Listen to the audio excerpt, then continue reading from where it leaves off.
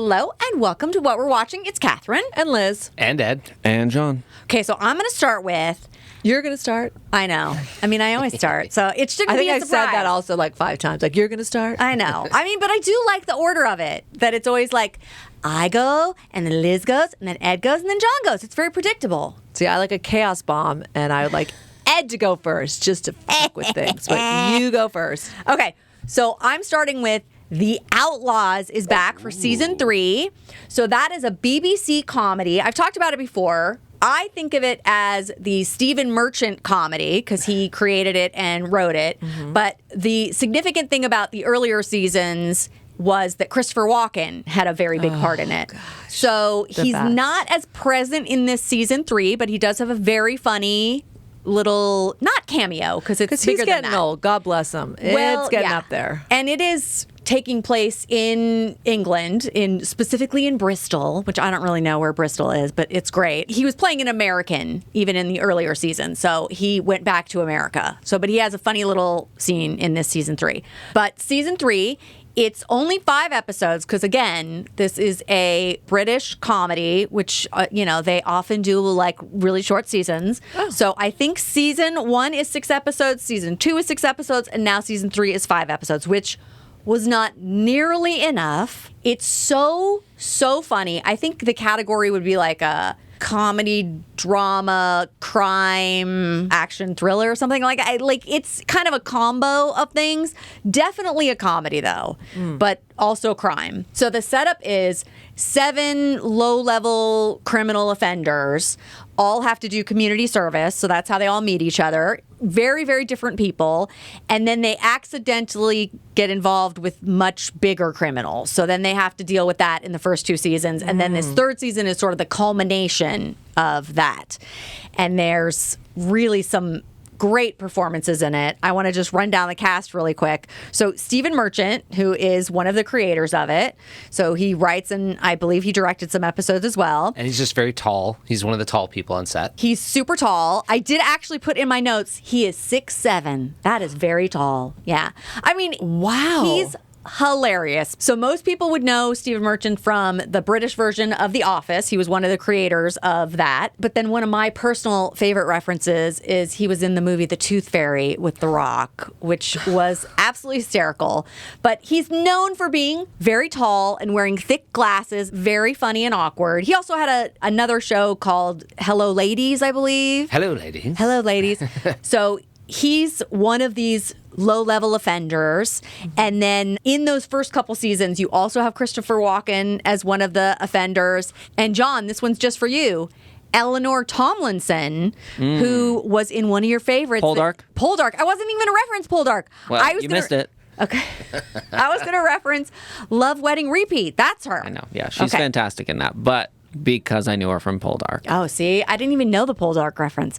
But I recently need to look up who she is. She was recently in One Day. Oh, I saw that. Yeah, Okay. so she was the wife. Yeah. Got it. So okay. She's really very funny in this. Her father is played by Richard E. Grant, who's a real jerk. He is the Earl of Gloucestershire. So he is very well used in this 3rd season. It's a fun storyline between her character and her dad's character. The other important thing, people who watched Baby Reindeer, Jessica Gunning, this is where I knew her from and why I was slightly confused. She plays Martha. Yeah, so I thought that Baby Reindeer was going to be comedic because Jessica Gunning in The Outlaws is incredibly funny.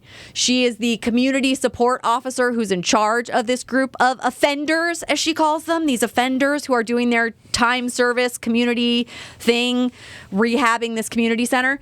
And she is hilarious. And in this 3rd season, she co-wrote with Stephen Merchant the finale. Nice. Killing it, girl. She's so good. And she hasn't written anything about stalking for this character. No. Okay. No. Although it is kind of funny. She's mildly obsessed with this police officer because she has aspirations of being more than just a community support officer. She actually wants to be a detective or whatever. And so she's idolizing this detective character. And that is very funny because she is very inappropriate, but it, like in a very light, funny way. but shades of Baby Reindeer, I would say, because there is a bit of a stalker quality.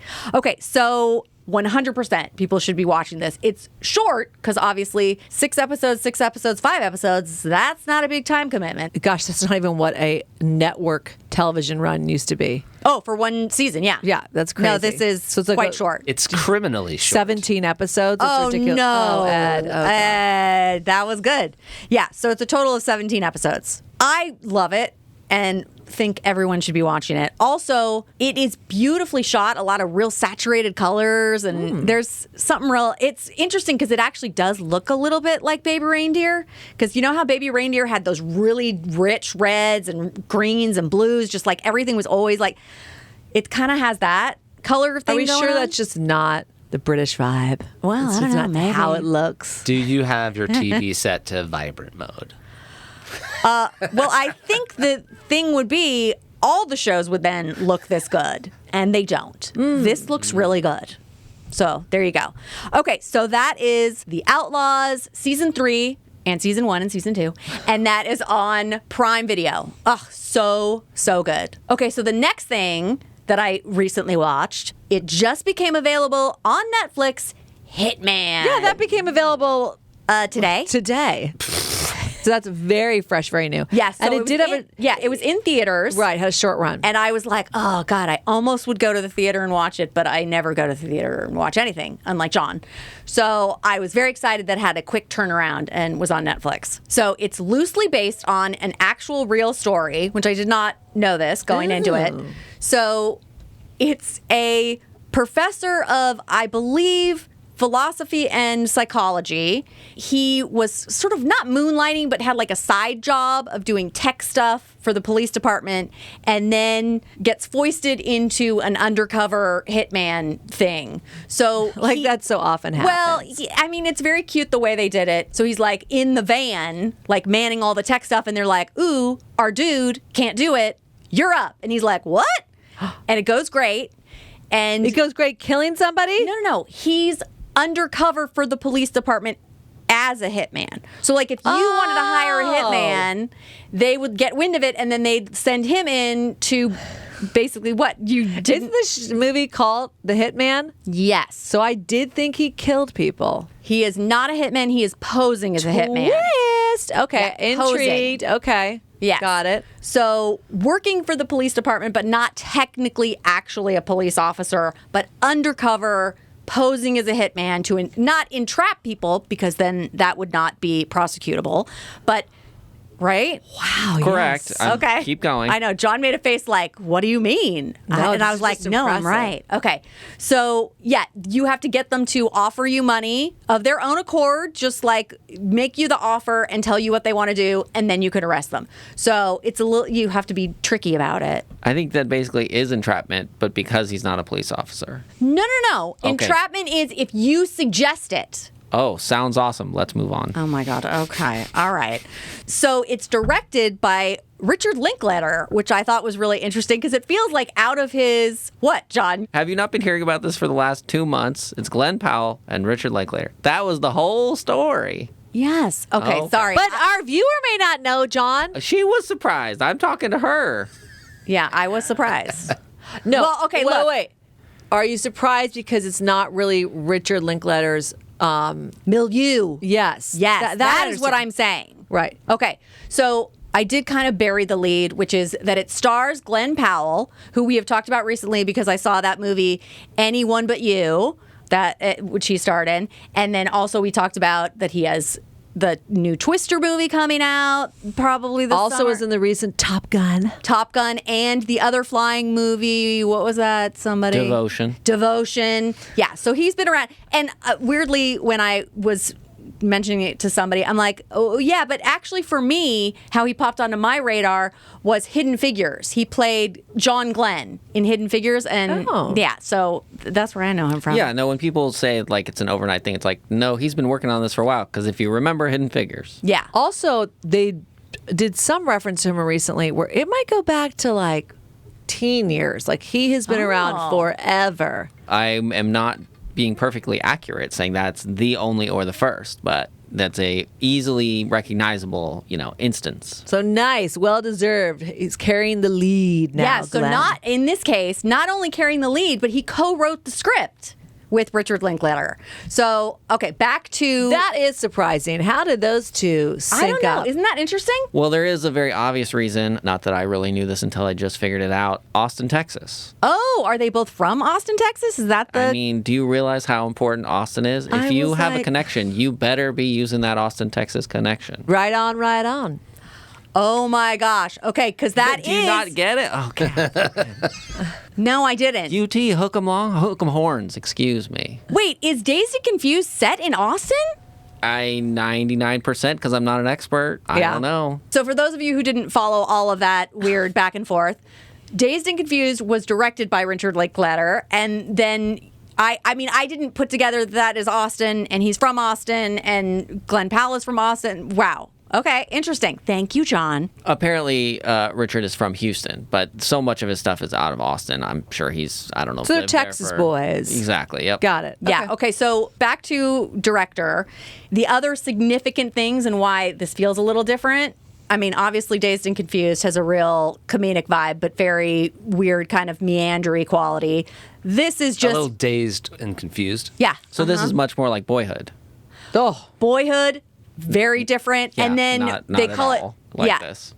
Of obviously, and then they call it the Before trilogy, the Before movies that he made, which was Before Sunrise, Before Midnight, Before Sunset, or- Before Yeah, Sun. I could not name those three for you. Okay, so- I have it here. It's Before Sunrise, Before Sunset, and Before Midnight. oh, I got one of them before sunset. Yeah, I don't know if I even Was his got last movie Boyhood?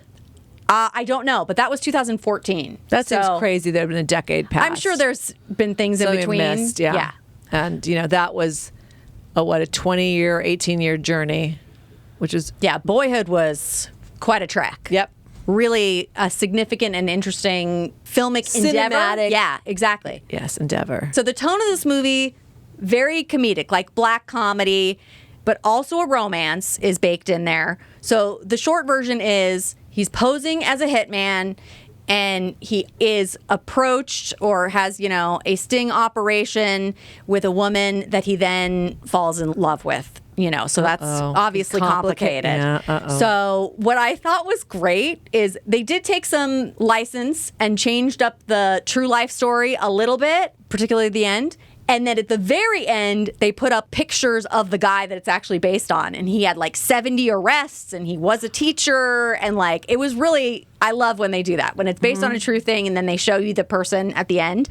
And so they've been calling this like a loosely based on or almost true story or sort of true story or mostly true story, that kind of thing. But I found it very enjoyable, particularly the first 20 minutes when he's doing the hitman undercover stuff, like he's just starting that. Every character and costume is fantastic. So that's a great little thing. And then by the end, he kind of falls into one of the characters a little bit more than the others, and you don't get as much variety, but that whole thing was very fun. Okay, so the rest of the cast, the woman that we're talking about, that he becomes interested in, the love interest, Adrienne Ahano, and she was from Andor, which I loved her in Andor. She was great in that. Don't forget Triple Frontier. I know, I saw that, John. 'Cause okay. John, big fan of Triple Frontier. Also, she was in season 1 of Good Omens, which she played Anathema Device, which is one of my favorite characters. It's such a great name. That is a okay, good name. we also have another cop who is a real call out, particularly for you, John. He's in Fear the Walking Dead. Austin Emilio. He's the one with the scar on the side of his face. Oh, I see. Yeah. And so- his name is Austin. Oh, Wow. that's another Austin connection. Yes. Another cop played by Retta, who is hysterical. I mean, I loved her in Parks and Rec, so Yeah, she's she's one of my fantastic. faves. Okay, so that is on Netflix. Super enjoyable, dark That romantic goes on comedy. my Yeah. list. That's gonna Oh yeah, get watched. get on it. So fun. Apparently wrong. Dazed and Confused, not set in Austin. Because Oh. he did grow up, Houston, outside of Houston. He based it on his high school, which I'm looking at a map. It doesn't seem to be next to a large city. So not But Austin was or it- Houston. But was it in Texas? Oh yes, for sure. I mean, yeah, Okay. it's like an hour outside of Houston. I there. love John mean, is okay. map questing it right now for us. Thank you. I've gone back to 1999. Google Earth it Yeah, there you right go. now for Yeah, us. MapQuest. What? My daughter was asking me about the book. Thomas Guide? Yeah, she was like, "What was that called?" I was Thomas like, Guide. Oh God, Thomas Guide. You were an yeah. actor with a Thomas Guide. Oh, you had to. Thomas Guide for sure. You lost your mind. You had certain pages marked because it was like, this is the Hollywood grid yeah. that you're going to cross section F1 with D3, and that's La Cienega. Oh, it was like, that's why the Saturday Night Live sketch, The Californians, it's like, there's a reason it's based on Los Angeles. Oh, for sure. Yeah.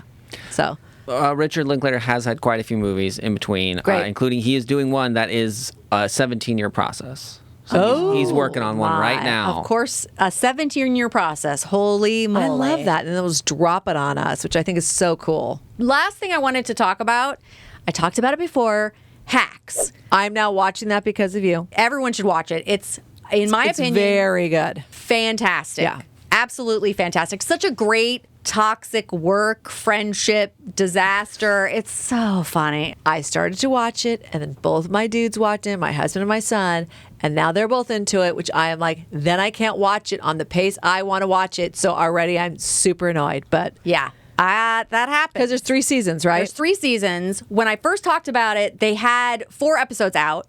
So I had just jumped right on it. And now it's only a 9-episode season. So For it's- season 3? For season 3, and it's finished. I have to say, the finale was so good. Oh. I literally was clapping. I was sitting like alone. I had watched the ending of it on my iPad, and I'm just like, oh, bravo, bravo. Fantastic. It was so well done.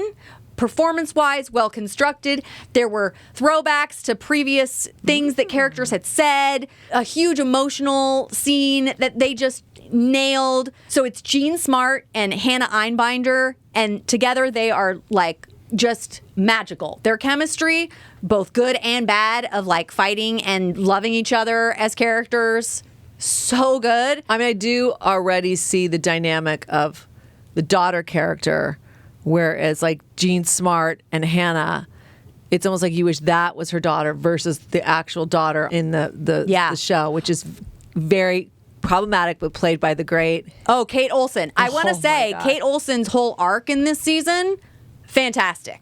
I mean, so just excited. I can't wait. So great. It's season 3 is fantastic. So there's a scene with, so you know Jimmy, the manager, who is also one of the co-creators of the show. He and his wife write and direct a lot of these episodes, including the finale and the penultimate episode, the pre-finale. One directs and then the other one directs. Very, very cool. He plays the manager, Jimmy, and he has that ridiculous relationship with his assistant, Kayla. Oh, yeah. And there's this scene in the plane. Oh my God, they are so good. And there's a Stop. This makes me want to skip ahead and just watch the season finale. And I'm only in season 1. No, don't. Let it all build. Okay, all it's so right. good. But this scene with them in the plane, you're probably going to see little clips of it on social media, so be careful. It might spoil some things for you. I love is a spoiler.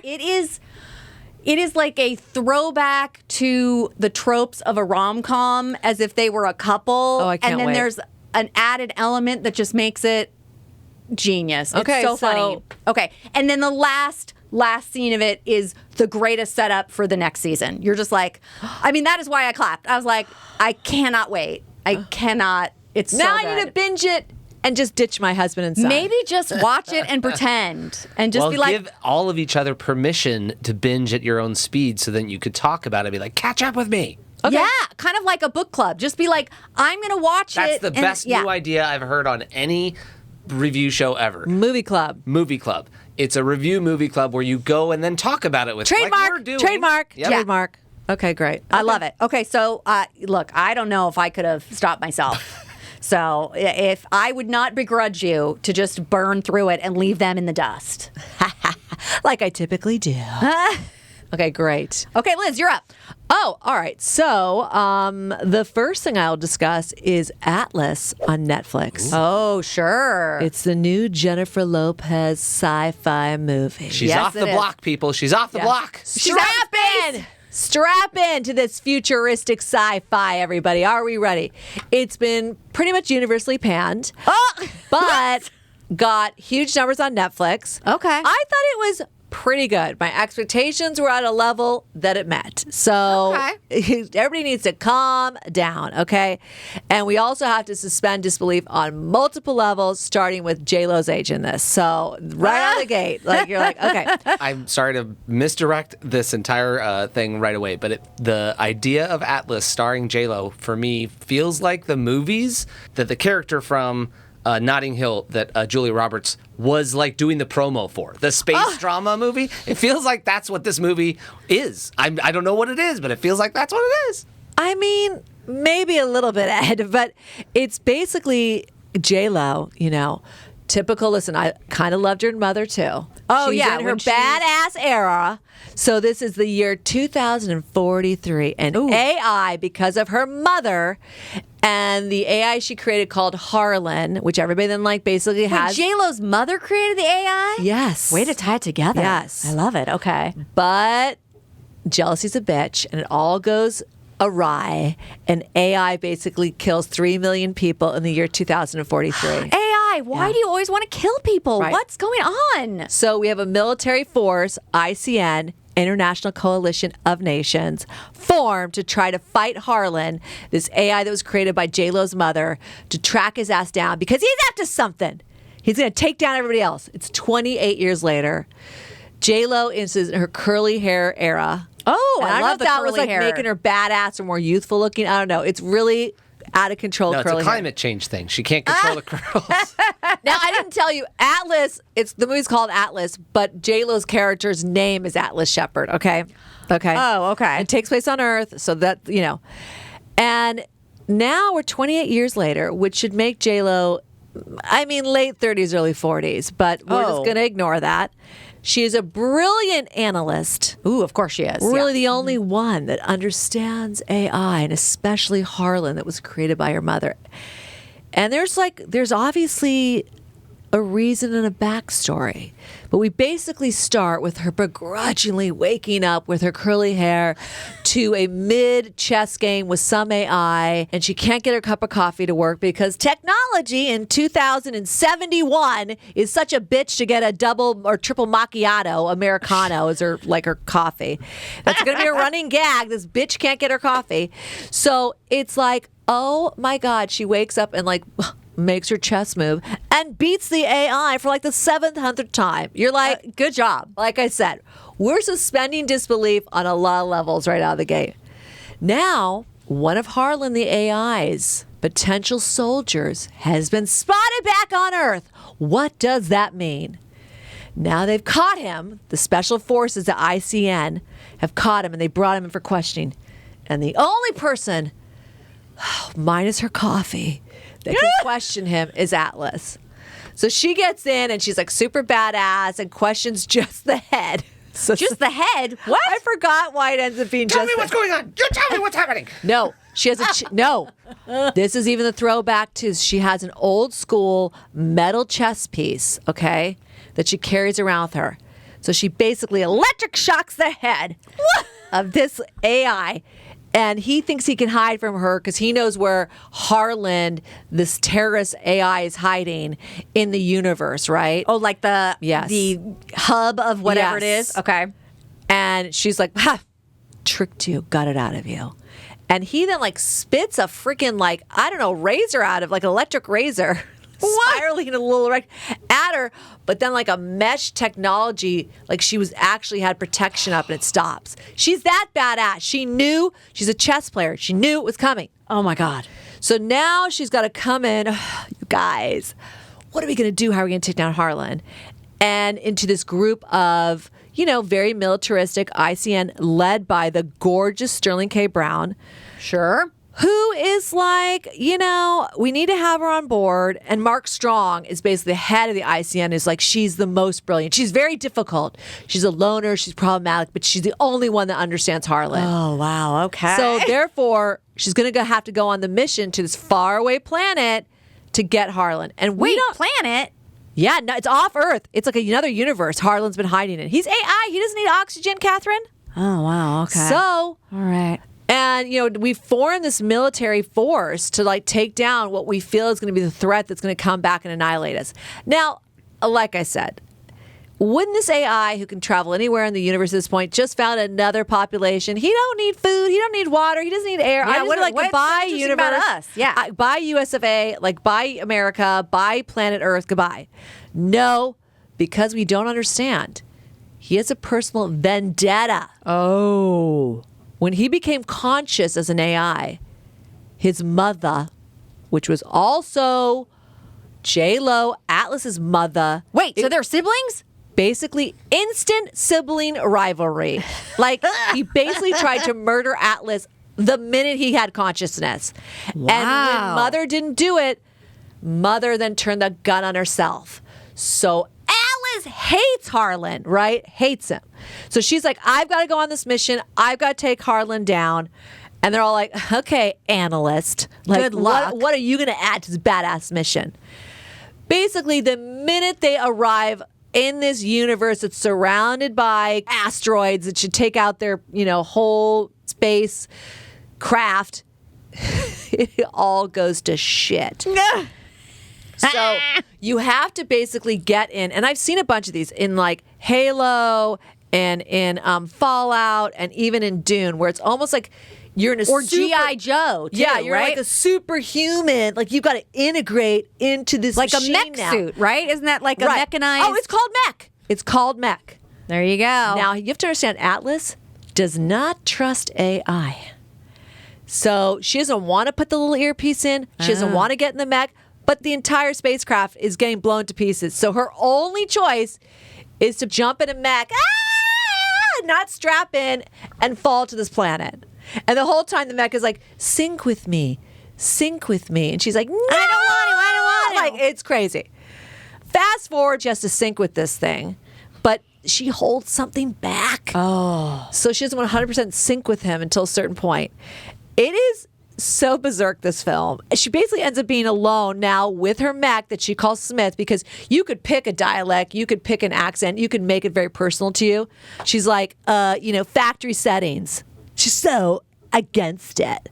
And she will not let mech into certain corners of her heart and mind. And basically, bitch, you're going to die if you don't. So that's the journey.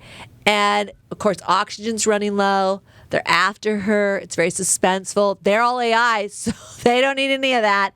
And they're all about to go back, steal part of the aircraft they came in. That will get them transported, because the codes will get them transported back to Earth.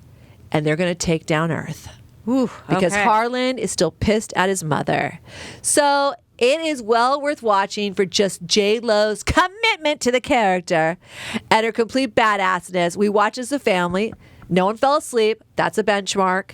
J-Lo eventually does fully merge, sync with mech, and then they are unstoppable. And there's a little bit of like Alien in it, and think about when she gets in there and takes over the machine in their sync. So there are homages to other. It was directed by Brad Penton. I think he did a good job. I thought the special effects were fun. J-Lo produced on it with her producing partner, Elaine Goldsmith-Thomas, who also did like Hustlers. So, she's doing it. And like I said, reviews be damned. Netflix, it was like #1 in 71 countries. So Yeah, wow. killed it. So dumb fun. And Harlan is played by one of my favorites, Simu Liu. And Ooh, it's I like, love he him. just looks gorgeous and badass. And they do have a big old conflict as brother and sister, human AI, mother's favorite. Who's going to win this? Now can she get back to Earth? I mean, there's so many elements. Yeah, She's got to wow. get back to that chess game. And of course, that chess piece comes into play, everybody. Oh, okay. And now she loves Smith. And something, is Smith going to be able to make it back to Earth? I can't my. spoil it for you. So that is end scene. Yeah, wow. Atlas on Netflix. By Liz Kilmond. Totally. Yeah, that was a very thorough recap. I I love- felt like I saw it almost. Because I am a fan of J-Lo, and I feel like she's getting a little hate lately, almost for like, she is a triple threat, but people will like criticize her, most recently with her Saturday Night Live appearance, because the host of that episode had previously sort of commented negatively about her, and it like came up in a way that then sort of cast a shadow on that episode, which was a bummer. Yeah. So do I think she's hardworking? I have actually some personal business experience with her, and I've been nothing but impressed. When people rag on her, I'm just like, I don't know. She's super hardworking. Seems to have a good attitude. Absolutely. Tries, really balls to the wall, super committed, kind of like a Rock, kind of like we have these superstars that are very committed to their projects. So you get full on commitment because a lot of it is just her in this mech AI. So it's fun. So Nice. very different. I then watched Under the Bridge on Hulu. Now, I do not know. If you listen to this podcast, you know how I feel about a bitchy teenage girl in a cast. That's all this is. Yeah, people. you don't like it. So Well, it's not that it's not accurate. I mean, we grew up, there's 4 sisters in our household, 8 siblings total. So the hormones and puberty were out of control. teenage girls are not a picnic. But they're written a certain way also that are so sabotagey, bitchy, like almost everything like, well, if she didn't do that, the world would be saved. Okay, but she's going to go do it because she's really pissed at her mom or dad. Yeah, so really your criticism is not like, oh, we don't like teenage girls. No. It's more just using a teenage girl as a plot device of her being oblivious, Yes. selfish, stupid. That is being overdone and overused and very irritating. Yes, that's exactly right. I gave this a chance because it's based on a real true crime story, okay? So it actually took place in 1997 with a group of teenage girls that killed one of their friends. Ooh. So this is now the fictionalized version of it. And it's very well done. Very well acted, very well done. And who got me looped in? I was like, the 2 leads, Lily Gladstone, Oh. recently on her Oscar run from Killers of Colors of the Flower Moon. Thank you. Yeah. She's very good in it. And I always am like, come on, get more work. I don't Yeah. want you to be one and done. I also don't want you being cast because of sort of like she is Native American and that type of thing. It's like, no, I want you to get work. You're really good. So she's very good in this.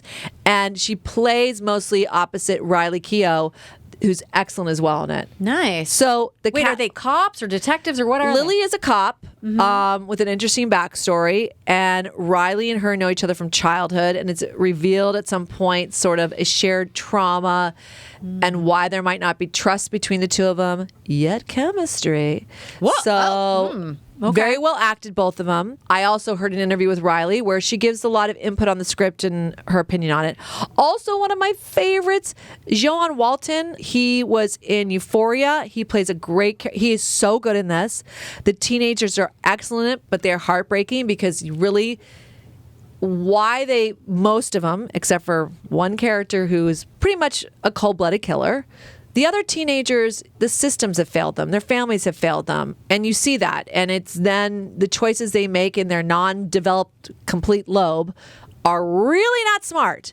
So it's based on a true story, like I said. The character Rena, her Indian family are also part of a religion that is, as a teenager, she's rebelling against.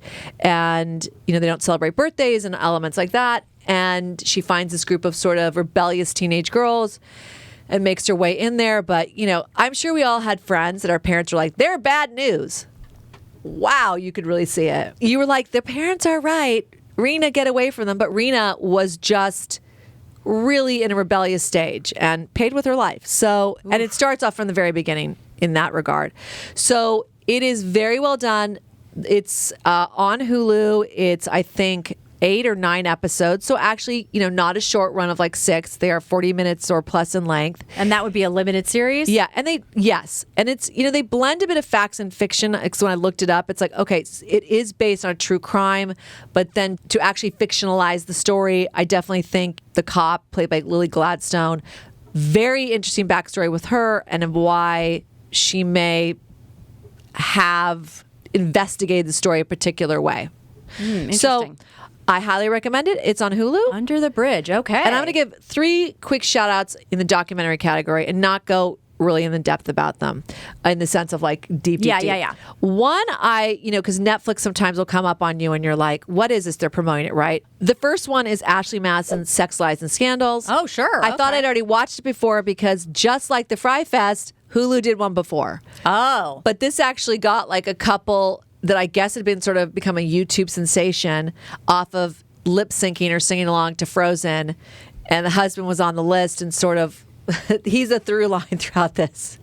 And he keeps on lying, people, until the bitter end. Geez. But they're Christians, so, it's like there's a lot of forgiveness. Yeah. So both those Ashley Madison documentaries, one on Netflix and one on Hulu, is, very interesting, but teaches people like, man, you got to erase your history if you're going to cheat on your spouse. I mean, like, especially your credit card history. I mean, there's just elements of it you're like, yikes. Because it was all because of a huge data leak that, basically at one point, all the users on the platform got made to be public. Whoops. So crazy. So that's one. It's just kind of like juicy watching and to understand, like, and it still exists, Ashley Madison. It's still a dating app. It has like 71 million subscribers. So interesting. Wow. The second one is Dancing for the Devil, the 7 million TikTok cult. I was like, what is that? What the heck is that? This is why I watched it, because on TikTok, which then also appears on Instagram and things like that, because I'm not on TikTok, there's been some really amazing dancers that did these, and I would show them to my husband, like, they're so great. And they would do dance routines to kind of throw back songs of more our generation. And they were just brilliant. And they would rack up millions of views and all this type of stuff. Well, I mean, is everything too good to be true? Yes. So they were part of a management group that basically also was a religious cult. And this one family is like, I want my daughter back. And they went on like a social media campaign to get her back. And it starts the unraveling of this management company and the exposure of this cult. Wow. But, money and manipulation and Hollywood and the dream of success is so enticing. It gets these young kids in there. So it's fascinating to watch because it's sort of a study on all those things thrown in with the extra spice of social media, which is a dangerous tool within itself in a lot of ways, and how this is all tied together. And also this instant fame thing that happens and Overnight. how appealing that is. Yeah. And I understand as artists, like I just saw some great meme, like, how about AI figures out how to do my dishes and do my laundry? Don't figure out how to write and paint and do the art. I want to do that stuff. You do the other stuff, right? Yeah. So even these TikTok dancers, I was so thrilled for them when I first started to watch it, because unless you get on the dance circuit, the contests, or you get in a tour like Beyonce, it's like, where are you going to find your fame? Well, you can online. And I follow some of these dancers and I love them. And you're just sort of like, oh, but behind it is some weird manipulation. Shoot, don't love that. So Dancing for the Devil, the 7 million TikTok cult, which also thought, how embarrassing if you're still part of it, on Netflix. And tying that to Hollywood, really on another topic, and I just went, you know what? I haven't checked out PBS in a while. And I just was scrolling around. I'm like, I don't want anything. I just want something quick. And I saw something called The Hollywood Priest, and I thought, oh, God. It's probably, I thought the worst, right? Because that's what's typical now. It's a Hollywood Priest, the story of Father Bud Kieser. And I read this quick little description. I thought, I'm going to give it a go. So it's only about an hour long, and it's about the Hollywood priest who tried to bring Hollywood and the Catholic Church together to create content. And how he had one of the first national televised TV shows that had Catholic themes with huge actors like Martin Sheen, and that was part of it. Wait, what was this called? Because I feel like I absolutely watched this. Insight. Oh, and so it would star just about everybody and do topics of the day that would be facing not even just a Catholic person. Maybe you're having a moral crisis, dilemmas. Moral dilemmas. And it starred everybody. And I guess the famous thing was like you would be getting scale for your appearance, and the priest would shake your hand, hold the check, and not release the check. Do you want to do this for free? But a very charismatic figure. It also made me realize, for most of our childhood, this center on PCH was where the offices were. I drove by it most of my life. His passion also led to a writer who was a nun. They fell in love. Oh. But he did not leave the Catholic faith, so that was an interesting element as well. He remained celibate and true to his faith. Priesthood, yeah. Very interesting. His vows? Is that what it is? Yeah. Yeah, because it was after they basically talk about the big change in the church from Latin to now being turn toward, the congregation II. and Vatican II. Fascinating. Just as a little side note, we're a Catholic family. We were all raised Catholic. We went to Catholic school, which is where I saw these. Yeah, I mean, most of us are not hardcore different- practicing. to differing degrees, but other siblings practice more than us, I would say. Yes. I'm in the lapsed category, but yeah. And I'll just give him a shout out for something else I thought very interesting, because I used to go to the Catholics in the Media Awards every year, run by our friend Kathy Delgado's older sister, and so always loved that. He also created the Humanitas Awards. Oh, okay. Which is really focused or challenged writers. So it's a writers award that still exists and is very highly regarded and received. Oh. So just a fascinating character. And like I said, here, I'll just put it this way. We hear a lot of bad things about Catholic priests and the Catholic faith. Rightfully so. A lot of shit went down. Oh, yeah. I am not saying that they shouldn't have the spotlight, fabulous movie, put on them for their absolutely for all the things that happened. all the wrongdoing. Right. So just an hour documentary about a particular priest, especially being in Hollywood, just how he adapted and challenged the Catholic faith in his community to sort of get the word out, because he was a particular type of priest. He was a Paulist, I think. And their call is to spread the word. And he found television and film, which was, now he'd probably be on TikTok. So, wow, I roped it all the way back to TikTok. So on PBS, Hollywood Priest, the story of Father Bud Kieser. Ooh, interesting. Yeah. Cool. Thanks, Liz. Okay, Ed, you're up. Okay, I'd love to go. I'm actually going to do a slightly quicker shout out for a documentary that I watched that similarly, you're not usually expecting to get an upbeat or an uplifting or a good story from a documentary. Usually it's like, this went badly. Let's unravel it for you. Not surprisingly, Movie Pass Movie Crash on Max. I saw that too. Yeah. Oh, wait, you saw it? Yeah. Very enjoyable, very good to watch, and I won't give away the nice ending that it has, but I know. watch it because there's actually a good ending in this one. There's something that you want to happen at the end of most of these, and this one gets it. The I Movie saw Pass card. Yeah, I saw the promo for it, and I was like, It's oh my fun. God, I totally remember this thing, and I'm intrigued to watch Mark it. started to watch it, and I sat down and watched it. Yeah. Because It's really good. the leader behind it is so charismatic, and you want to root for him, and there's a nice arc. Stacey Spikes is a great character to follow for that documentary. Like, you don't worry about anybody else. Just pay attention You to want to his root for story. him. Yep. Okay, so that was the fast, quick documentary, but also in like the positive light category of stuff, 2 animated things, because nobody else brings those, so it's up to me. If we want to get all the things in this show, Do I it. got to cover our bases, which also means sometimes I cover a little bit younger of the category of stuff. Oh, Lord. Which is fine. Most of the time, that's not Oh, God. that big of a deal. But the thing about those younger ones nowadays is I'm not going to like a PBS. Oh, I forgot to mention, I did get another request from Nick Opolowski. Oh! Would you do a review or a recommendation for Mr. Rogers' Neighborhood, all 25 years? Well, I'll recommend it. I'm not watching them, sir.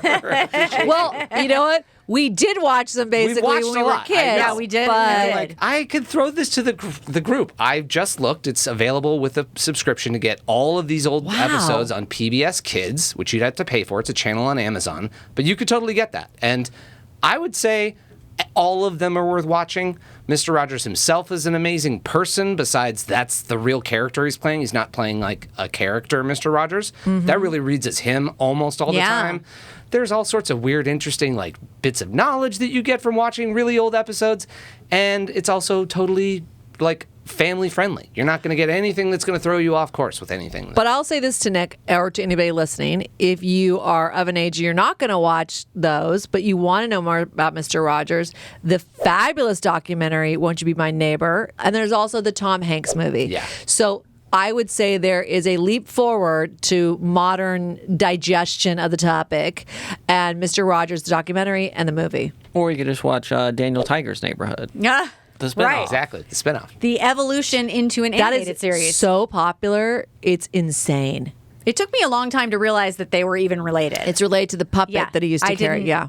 put that together for quite a long time. All right, so So, kids shows and recommendations, and even stuff that's still good to watch as an adult, right?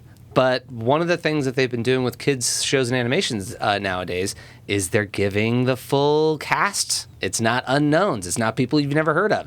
It's not whoever did, Bluey's voice forever. Now he's actually doing great. But this is one of the tricks. Is like, okay, fine.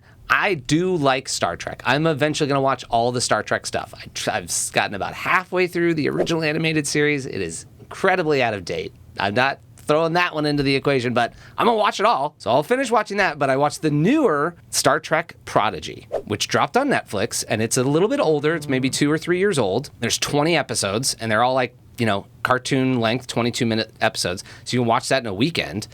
But I've been holding off on that one. It's been on my watch list for a while because it's Star Trek. I know I'm going to like it, but it's also a Nickelodeon cartoon. So that reads a little bit too necessarily young. I don't 100% want to jump right into that. Okay, so I'm going to wait on that one until I'm like desperate to watch stuff, or I'm out of new things to watch, or I'm ready to watch the last and final season of Discovery. No, I don't want to watch that yet. I'm going to watch this cartoon first. Fine. I didn't even know there was a cartoon. I knew it, and I was hoping that there would be more, and there would be a build-up, and I finally fine, I'll unlock this and watch all of these, and then I went online, I'm like, really? This isn't going to get another season? They're still doing stuff. Why aren't they doing more? Oh, it had another season that aired, and they haven't found out where to stream it because there's been some quagmire with who gets what and who's getting rights to what, and depending on who originally made it, Yellowstone wasn't on Paramount. You're like, okay, it's a Paramount show, though, so this should have been on a Paramount streamer, and it's not. It's on Netflix. The new season is dropping this month on Netflix. So watch the old season because they're going to get all the new stuff now. And the only reason I'm really bringing all this up is because of the voices. Because if you don't care about Star Trek, I'm not going to tell you whole plot lines and character but things we like do that. care about Star Trek. No, it's fine. It's really you can just do that there's some interesting crossover. I didn't realize they'd be working together. I like that. Jamila Jamil and Jason Mizukis, which John called out appropriately. He could be heard through the bedroom door that I was listening to something with Jason Mizukis in it from The Good Place. Are back together in Starflex Prodigy. Starflex?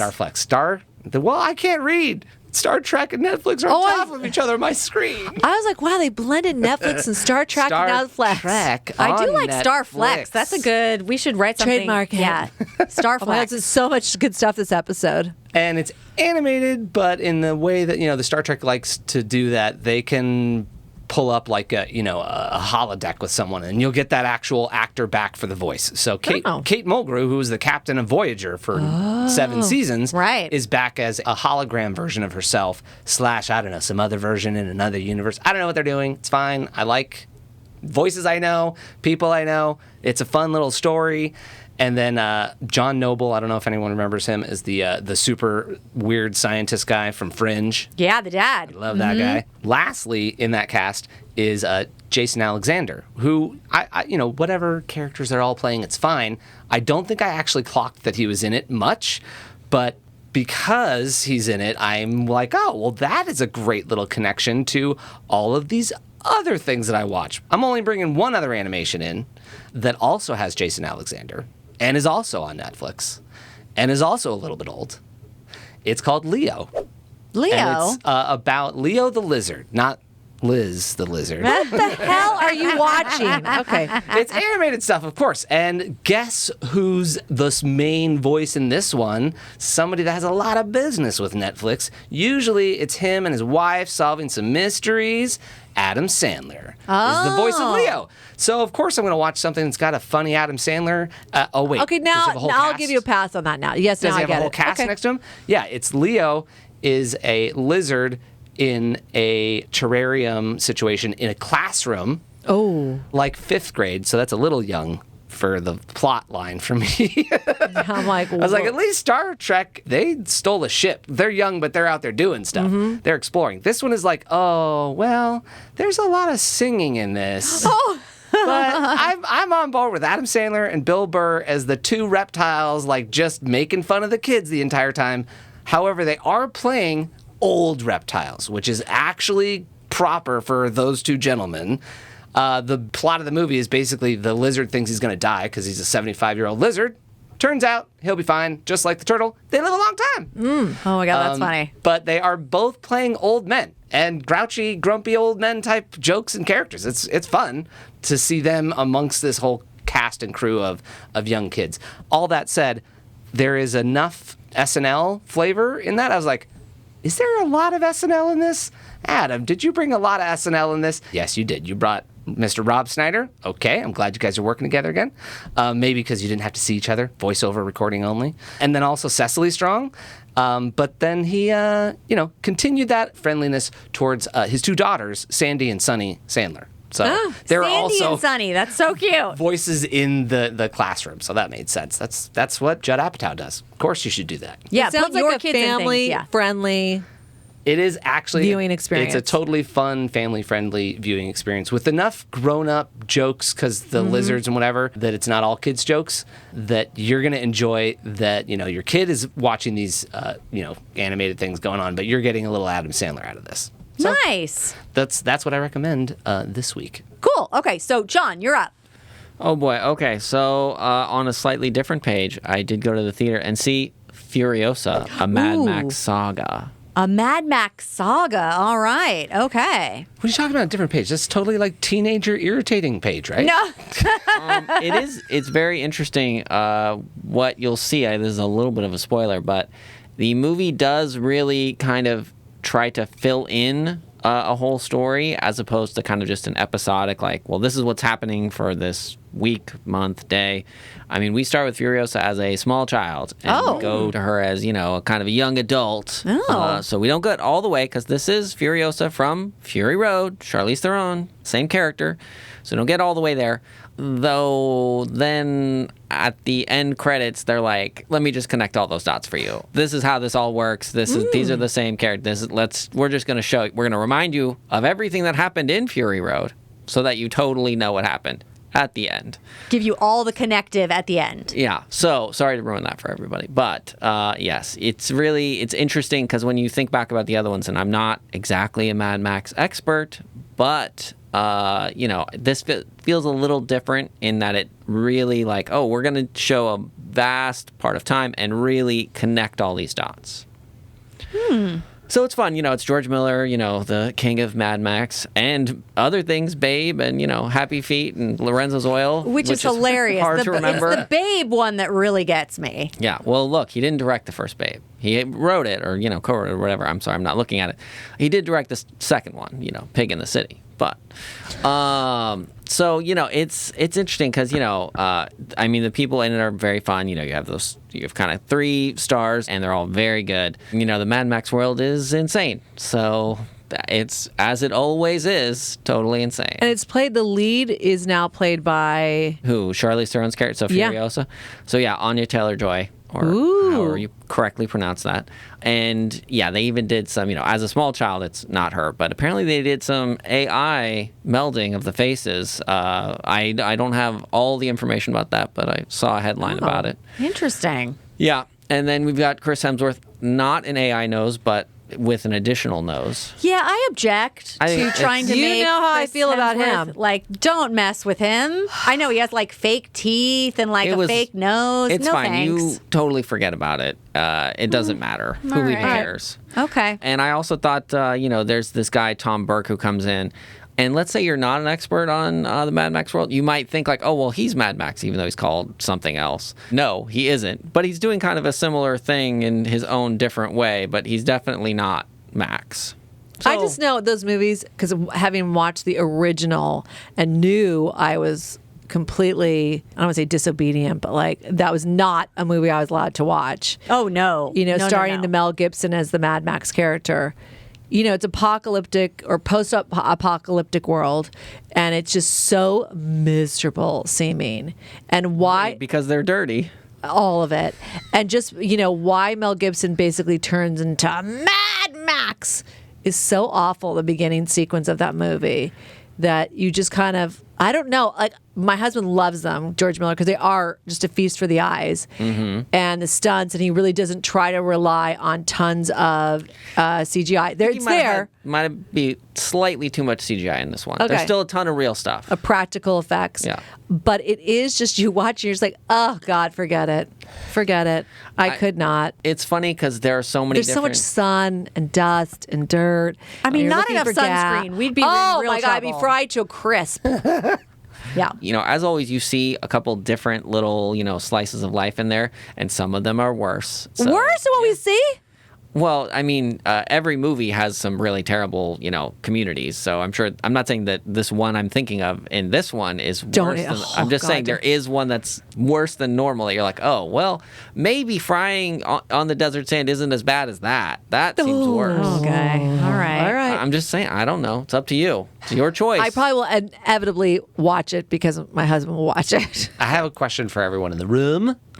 Between all of the Mad Maxes, isn't the first one it's like Road Warrior is the original, then Mad Max, and then the only one I ever think of, which is Mad Max and Thunderdome. Damn, Tina Turner. That's it. I don't know what the other ones are. I don't care about those ones. I want just the desert fighting over gas with in weird the steel stuff. cage. That's it. That's all I want. Tina Turner was so incredible in that. But it doesn't feel like the first two are really they're not really like the post-apocalyptic desert chase each other around all the desert blowing up stuff. It kind of is. Yeah. It feels like he's in They a got cop, a much cop outfit bigger- and they drive regular cars on the road. Yes, because they had to modify what was there. You keep getting bigger and bigger budgets.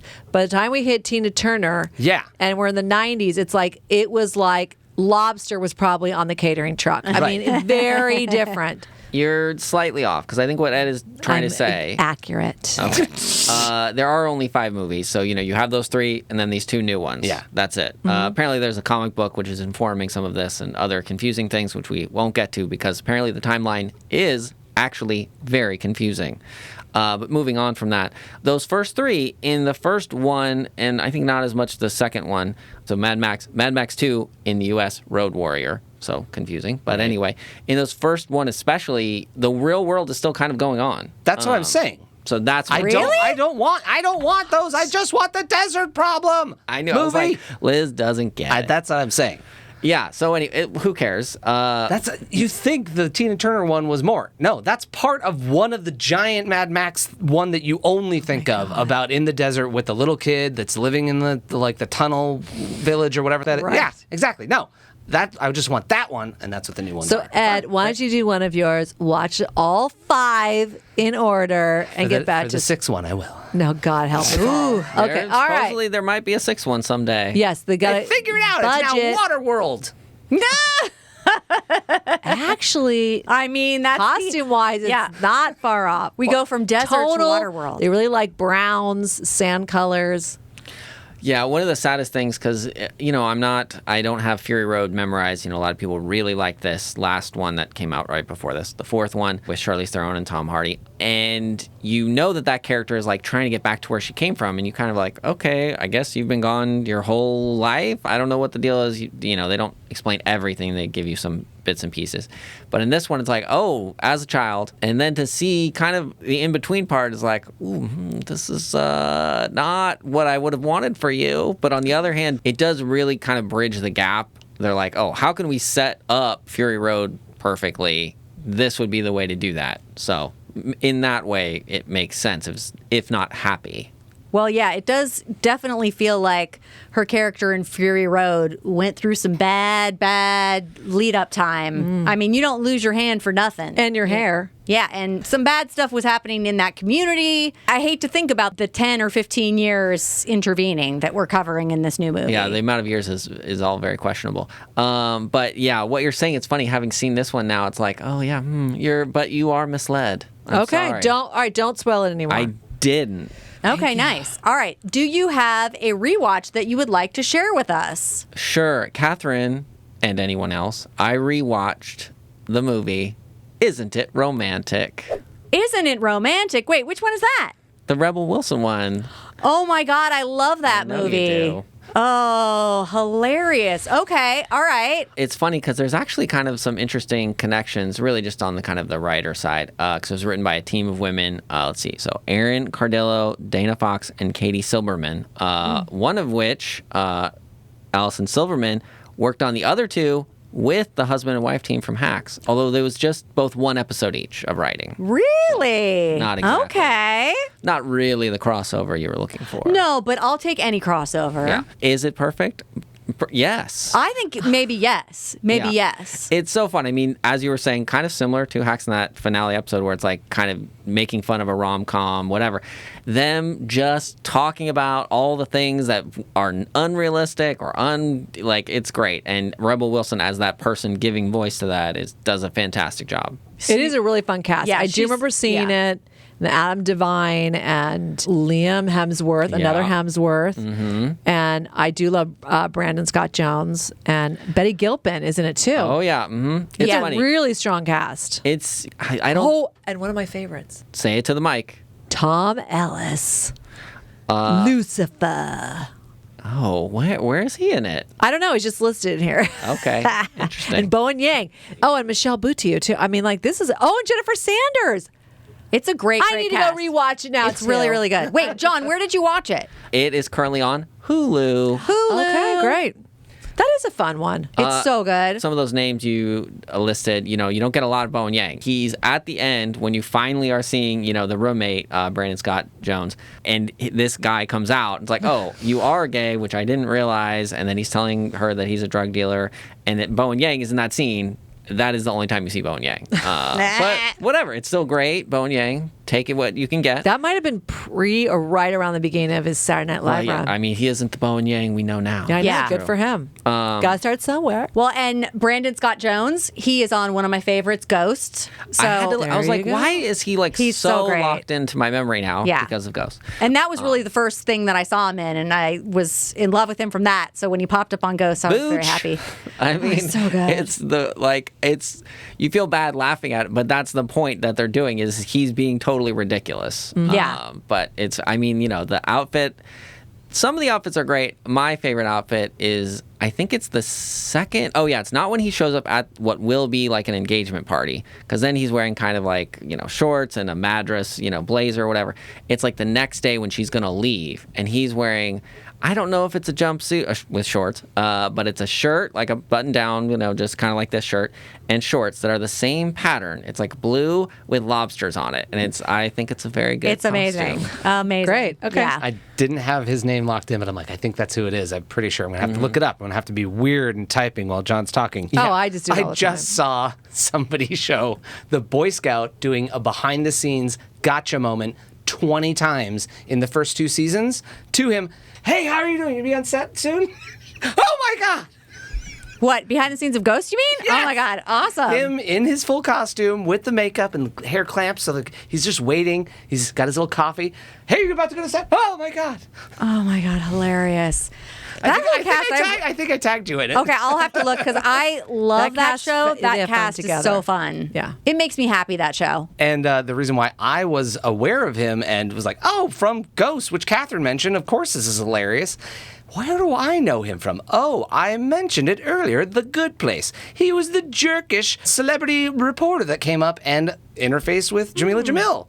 Oh, there He you was go. like, oh, Love do you it. want to talk about the hot gossip? No, I don't. We're trying to get out of heaven? Or out of hell? What are you doing? Yeah. Wow. We got sidetracked. But John, was that? The only thing I'll say is because the 2 other people that I'm aware of that we hadn't mentioned, obviously the yoga ambassador, Priyanka Chopra Jones. You did her full name, the Jones on there. Nice. I did it all wrong, but it's Priyanka Chopra Jonas. I mean, they're Jonas. the Jonas brothers, not the Right. Jones brothers. Keeping up with the Jonases. Yeah.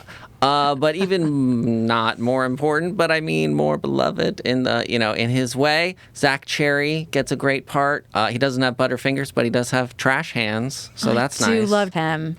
Well, fun that's it. cast we'd forgotten about. So Yeah, that's a good rewatch, John. There you go. Thank Good you. suggestion, good rewatch. You're welcome. Okay, so I think that's it. So let's do a recap. So I just watched season 3 of The Outlaws, which is on Prime Video. I watched Hitman, which is on Netflix. And I finished Hacks season 3, and that is on Max.